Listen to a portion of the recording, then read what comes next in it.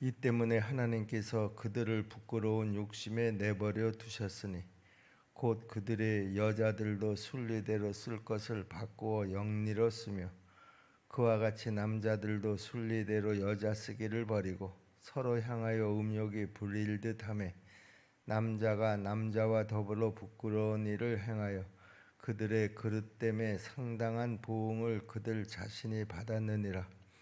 또한 그들이 마음에 하나님 두기를 싫어하며 하나님께서 그들을 그 상실한 마음대로 내버려 두사 합당하지 못한 일을 하게 하셨으니 그 모든 불의, 추악, 탐욕, 악의가 가득한 자요 시기, 살인, 분쟁, 사기, 악독이 가득한 자요 수근수근하는 자요 비방하는 자요 하나님께서 미워하시는 자요 능욕하는 자요 교만한 자요 자랑하는 자요 악을 도모하는 자요 부모를 거역하는 자요 우매한 자요 배약하는 자요 무정한 자요 무자비한 자라. 그들이 이같이 일을 행하는 자는 사형에 해당한다고 하나님께서 정하심을 알고도 자기들만 행할 뿐 아니라 또한 그런 일을 행하는 자들을 옳다 하느니라. 아멘. 우리가 어제 새벽에도 그런 내용이 잠깐 언급이 됐습니다만은요. 하나님께서 왜 이런 악인들의 그 번성을 그대로 내버려 두시는가? 악한 자들이 왜 이 세상에서 이렇게 활개를 치도록 그렇게 하시는가? 여기에 대해서 의문을 가지게 합니다.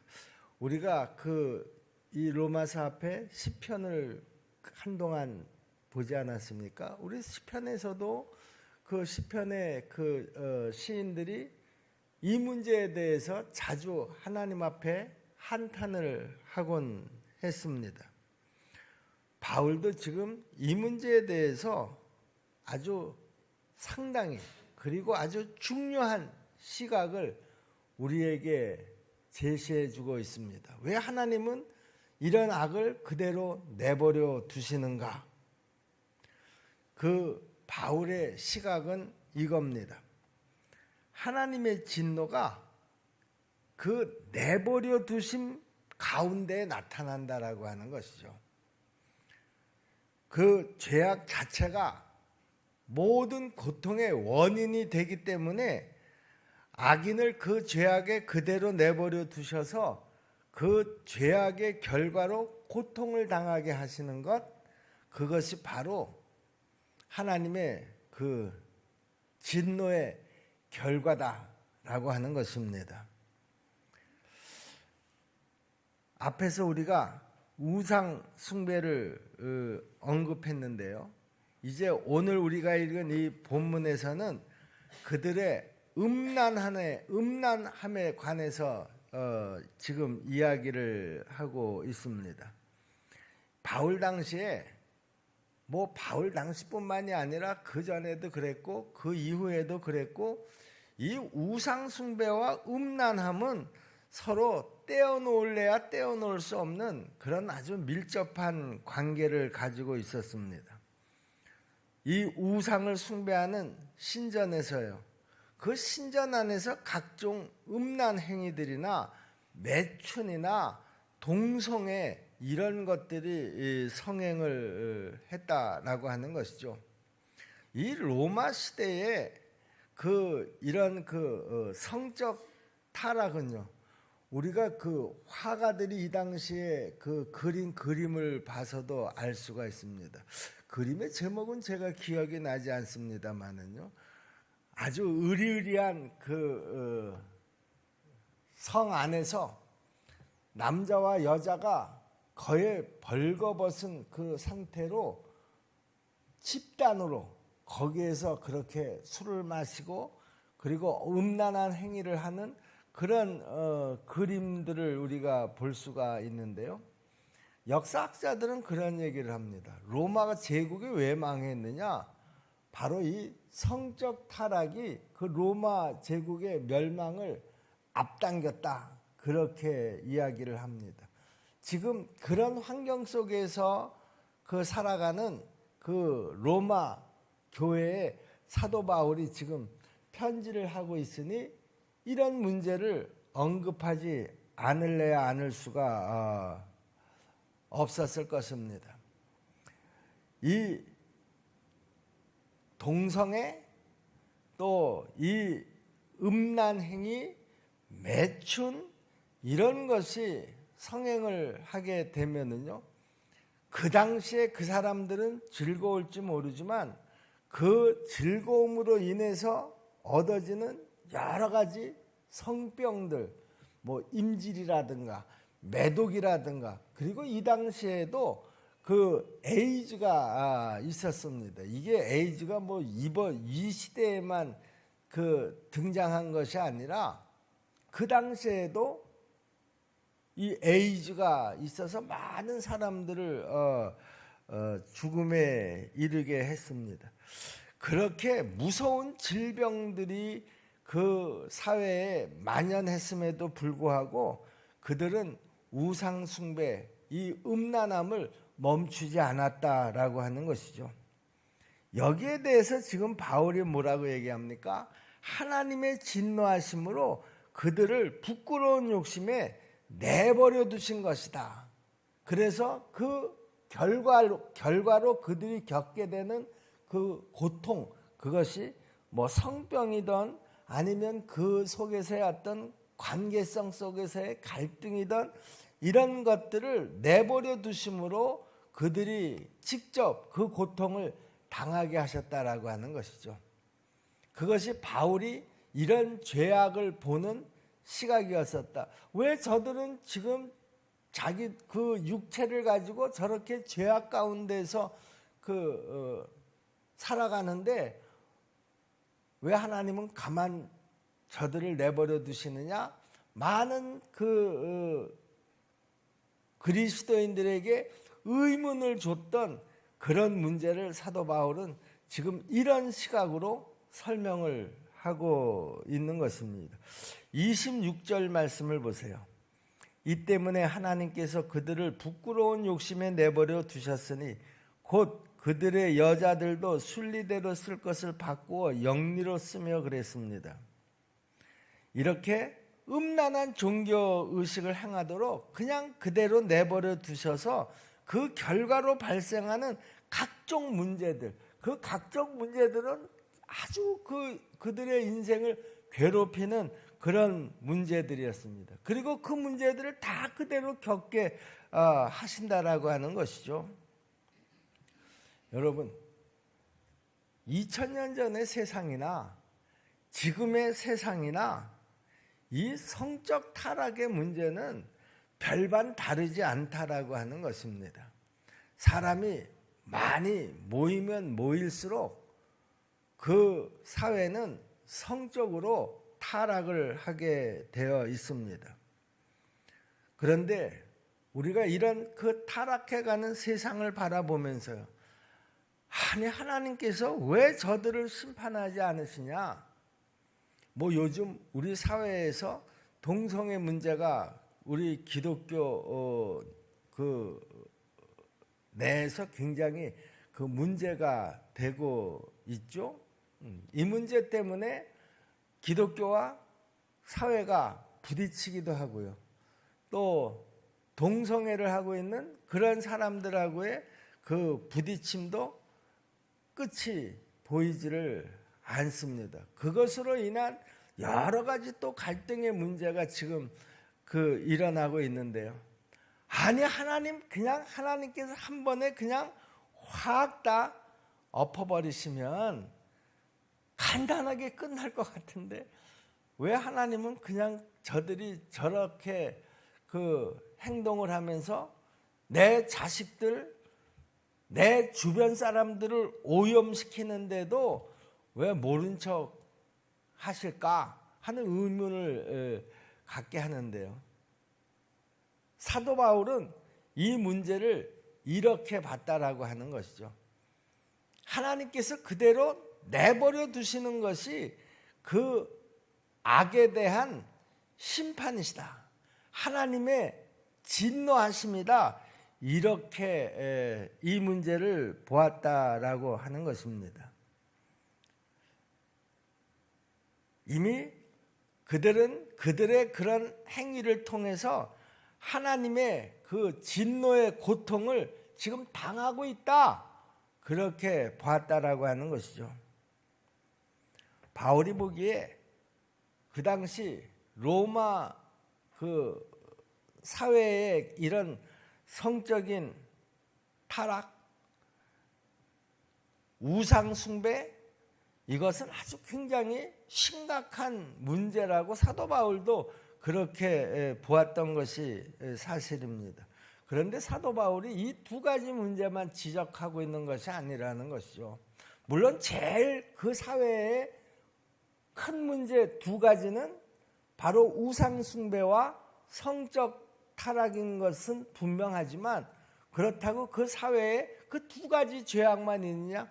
그렇지는 않다. 여기 29절서부터 30절을 보면은요, 그 당시 그 로마 사회 속에서의 그 벌어지고 있는 여러 가지 죄악들에 대해서 또 열거를 합니다. 곧 모든 불의, 추악, 탐욕, 악의가 가득한 자요, 시기, 살이, 분쟁, 사기, 악독이 가득한 자요, 수군수군하는 자요, 비방하는 자요, 하나님께서 미워하시는 자요, 능욕하는 자요, 교만한 자요, 자랑하는 자요, 악을 도모하는 자요, 부모를 거역하는 자요. 자, 그런데요, 지금 사도 바울이 여기에서 이런 여러 가지 죄악을 쭉 열거하는 것은요, 이제 우리가 앞으로 보게 될 2장에서 사도 바울이 또 하나 지적하는 것이 있습니다. 그것이 뭔가 하면 이방인들 사회에만 이런 죄악이 만연하냐? 아니라는 것이죠. 이스라엘 백성들, 유대인들도 이들과 별반 다르지 않다라고 하는 것을 고발하기 위해서 앞에서 지금 이 이방인들의 죄악에 대해서 지금 쭉 열거를 하고 있다라고 하는 것입니다. 바울은 지금 이방인들이 마음에 하나님 두기를 싫어했고 하나님이 그들을 그 죄악 가운데 그대로 내버려 두셨기 때문에 그들이 이런 죄악들을 저지른다 이렇게 고발을 함으로써 이제 2장에서 그 다음 단계에 유대인들을 고발하기 위한 하나의 준비 단계로 지금 이 부분을 언급하고 있다라고 하는 것이죠. 28절 말씀을 보세요. 또한 그들이 마음에 하나님 두기를 싫어하며 하나님께서 그들을 그 상실한 마음대로 내버려 두사 합당하지 못한 일을 하게 하셨으니 그랬습니다. 결국요, 이방인들이든 아니면 유대인들이든 중요한 것은 이것입니다. 그들의 마음에 하나님을 두지 않는다고 하면 누구나 다 이렇게 더럽고 사악한 죄악을 저지른다, 저지르게 된다. 이것을 지금 사도 바울이 지적을 하고 있다라고 하는 것이죠. 그러므로 이 죄악의 문제라고 하는 것은요, 불신자들에게만 있는 것이 아니다라고 하는 것입니다. 우리도 그리스도인으로서 내 안에 내주하시는 성령님의 음성을 내가 외면하고 또 거부한다고 하면 여러분, 우리도 불신자들과 별로 다를 바가 없이 살게 된다라고 하는 것입니다. 여러분, 우리가 이렇게 교회에 있을 때는 우리들이 다 그리스도인들이라는 것을 알고 인정하지 않아요? 아, 십정동교회 교인들이구나. 그런데 여러분들이 사회로 쫙 흩어져서 그들과 섞여서 살 때 그 믿지 않는 불신자들하고 믿는 여러분들이 확실하게 구별이 되느냐 그런 말이죠. 여러분, 왜 확실하게 구별이 되지 않습니까? 예수 믿는다고 하는 사람들도요, 불신자들이 살아가는 그 삶의 방식들을 별로 구별하지 않는다라고 하는 거예요. 그들이 죄악을 저지를 때 나도 죄책감 없이 그 죄악을 같이 따라서 저지르는 거예요. 그러니까 예수 믿는 사람들이 이 불신자들하고 섞여 있을 때 별로 차이가 나지 않는다라고 하는 것이죠. 여러분, 이것이 바로 우리 기독교인들의 제일 지금 심각한 문제라고 생각을 합니다. 여러분, 바울이 지금 이렇게 이방인들의 죄목을 하나하나 나열을 하고 죄인은 누구나 예외 없이 하나님 앞에서 죽임을 당하게 될 것이다. 죄의 싹은 뭐다? 사망이다. 이렇게 선포를 하고 있는데요. 그들은 지금 죽어 마땅한 죄를 저지르고 있다라고 하는 것을 스스로도 다 알면서도 여전히 죄를 짓고 또 죄를 짓는 서로가 서로를 두둔하고 감싸주기 때문에 결국은 다 같이 죽을 수밖에 없다. 그런 말이죠. 32절 말씀을 보겠습니다. 그들이 이 같은 일을 행하는 자는 사형에 해당한다고 하나님께서 정하심을 알고도 죄의 싹은 사망이다 그랬으니까 죄의 그 결과가 뭐라는 거예요? 사망이라는 거예요. 그런데 이것을 알면서도 자기들만 행할 뿐만이 아니라 또 그런 일을 행하는 자들을 다 옳다. 그게 무슨 죄냐? 이렇게 그 이야기를 한다라고 하는 것이죠.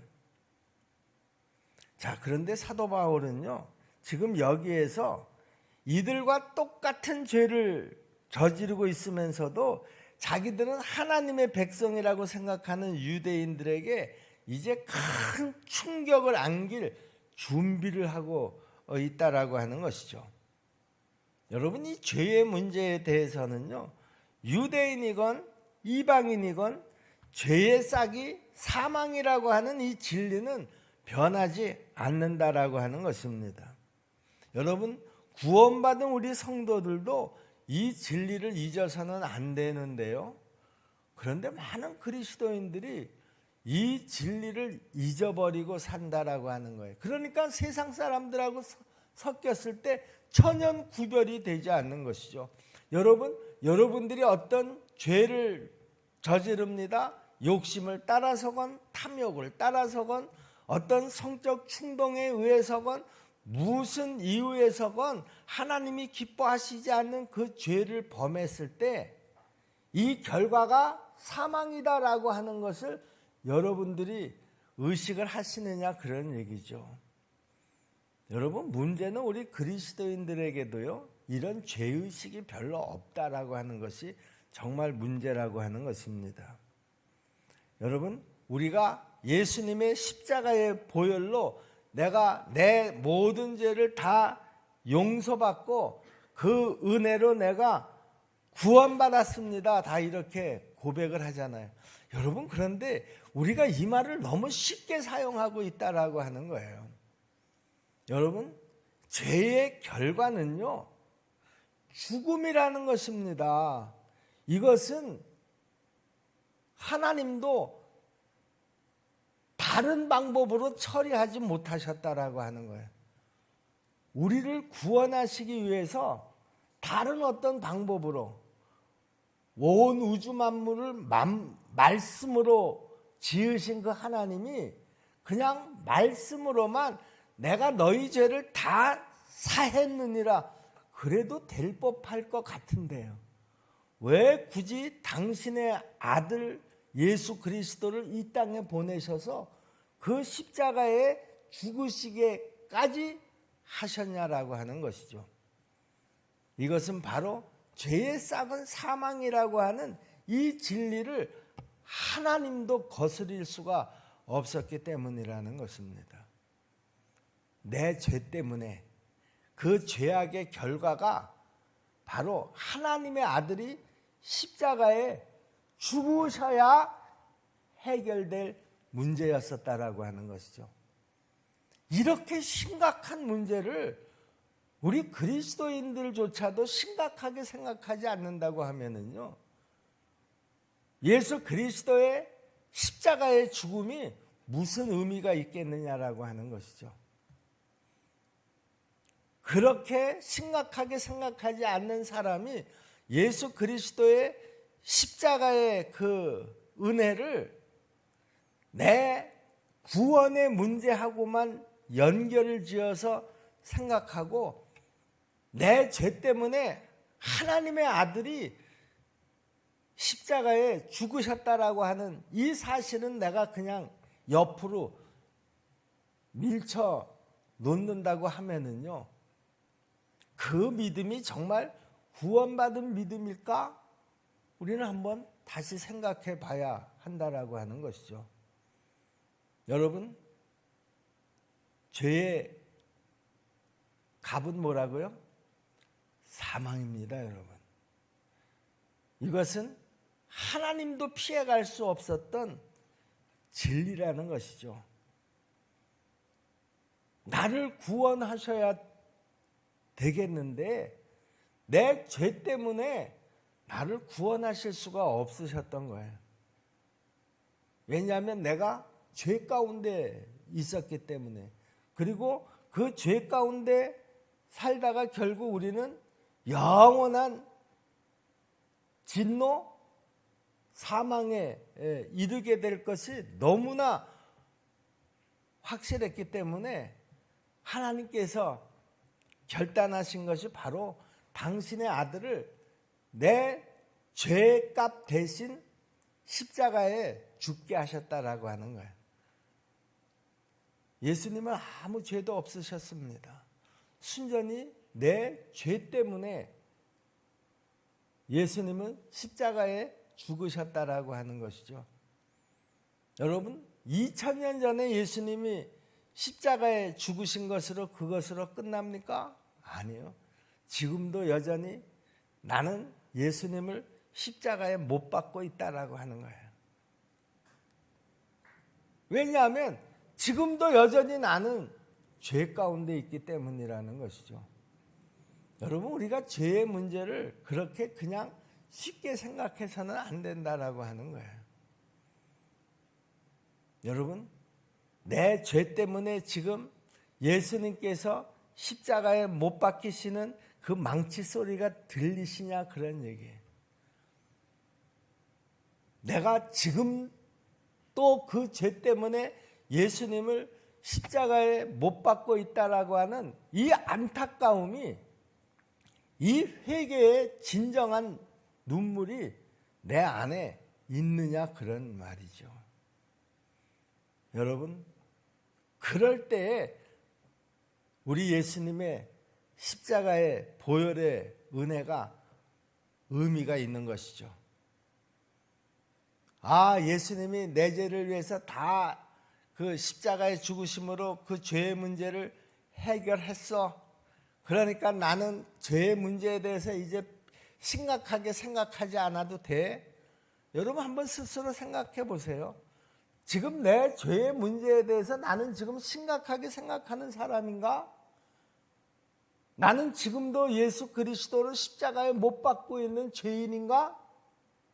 여러분, 이 문제에 대해서 내가 지금 심각하게 생각하고 있는지, 아니면 이제 다 그 문제는 내 문제가 아니라 하나님의 문제요, 예수 그리스도의 문제라고 그렇게 치부하고 정말 아무 생각도 없이 그렇게 살아가고 있는지. 그래서 세상에 나가서는 믿지 않는 불신자들과 내 삶의 그 차이가 전혀 없이 내가 믿는 자인지 안 믿는 자인지 구별이 되지 않게 그렇게 살아가고 있느냐, 그런 말이죠. 하나님이 나를 그렇게 살아가게 하기 위해서 당신의 아들을 십자가에 내어놓으셨겠느냐, 그런 말입니까? 여러분, 제가 로마서를 시작하면서도 여러분들한테 말씀드렸죠. 이 로마서에는요, 정말 우리 신앙생활에 그 진리의 말씀들이 많이 나옵니다. 우리가 말씀에 대해서 확실하게 이해하지 못했던 부분들에 대해서도 하나님의 생각이 무엇인지, 말씀의 의미가 무엇인지를 아주 하나하나 차근차근 설명을 해주고 있습니다. 여러분이 로마서를 우리가 같이 은혜를 나누면서요, 여러분 마음이 아플 때가 있을 겁니다. 그 마음이 막 찔림을 당할 때가 있을 겁니다. 제가 그렇게 말씀드렸죠. 우리 기독교의 그 훌륭한 지도자들이 다 어디에서 회심을 했다고요? 로마서에서 거의 다 회심을 했습니다. 이 바로 찔림 때문에 그렇습니다. 여러분, 우리가 이 로마서를 읽고 묵상하고 이 말씀을 들으면서요, 내 안에 찔림이 없다고 하면은요, 어쩌면 내 심령은 화인 맞았을지도 모른다. 저는 그렇게 생각을 합니다. 우리 십정동계 성도들이요, 이 로마서를 우리가 지나는 동안에 정말 진정한 말씀에 대한 이해와 깨달음이 있기를 바랍니다. 그리고 이 말씀을 통해서 정말 찔림과 진정한 회개가 있기를 바랍니다. 그리고 거듭남의 역사가 있기를 바랍니다. 그냥 대충 그렇게 신앙생활하던 그런 신앙의 길에서 좀 돌아서서 확실한 신앙의 길, 좁은 길이 바로 이런 거구나, 그리스도인의 삶이라는 것이 정말 이런 것이구나, 구원이 공짜가 아니네. 여러분, 구원이 공짜가 아닙니다. 여러분, 내 입장에서는 공짜라고 주장할지 모르지만 하나님의 입장에서는 당신의 아들을 십자가에 죽으시게 하셨습니다. 내 죄의 값으로 하나님의 아들이 죽으셨다라고 하는 것이죠. 이게 어떻게 공짜입니까, 여러분? 이것을 공짜라고 여기고 이제 나는 마음대로 죄를 저질러도 괜찮아, 세상 사람들하고 같이 살아가도 상관없어, 내 욕심대로 살아가도 내 탐욕대로 살아가도 괜찮아. 여러분, 그 믿음으로 내가 구원을 받을 수 있을까? 우리가 이 로마서를 함께 보는 동안에 정말 우리의 신앙이 이제 앞으로 바른 길을 걸어갈 수 있게 되기를 바랍니다. 마음은 좀 무거울 수도 있고 또 고통스러울 수도 있겠지만은요, 여러분, 그 고통이 나를 진정으로 자유롭게 하게 될 줄로 믿으시기를 바랍니다. 그리고 신앙의 참맛이라는 것이 이런 것이구나. 사도 바울이 그 고통을 다 겪으면서도, 수많은 고난의 터널을 지나면서도 자신 있게 당당하게 기뻐해라, 감사해라, 기도해라, 이렇게 이야기할 수가 있었구나. 우리 모두가 다 깨닫는 역사가 있게 되기를 주님의 이름으로 부탁을 드립니다. 기도하겠습니다. 은혜로우신 아버지 하나님, 우리는 예수님의 십자가의 보혈로 우리의 모든 죄를 용서받는 그 큰 은혜를 입었지만, 그러나 바로 그 죄 때문에, 나의 그 죄 때문에 예수님께서 십자가에 죽으셔야 했음을 우리가 잊지 않게 도와주시옵소서. 2000년 전에 우리의 죄 때문에 십자가에 못 박히신 예수님, 오늘 내 죄 때문에 여전히 십자가에 못 박히셔서 그 십자가에서 내려오지 못하고 계신 것을 우리가 영적으로 바라보게 도와주옵소서. 십자가의 은혜를 우리가 외치면서도 여전히 죄 가운데 머물러 있는 우리의 이 어리석음을 깨닫게 도와주시옵시고, 그리고 우리가 진정으로 이 진리 가운데 우리의 영혼이 자유함을 얻게 도와주시옵소서. 예수님의 이름으로 믿고 기도하옵나이다. 아멘. 하늘에 계신 우리 아버지,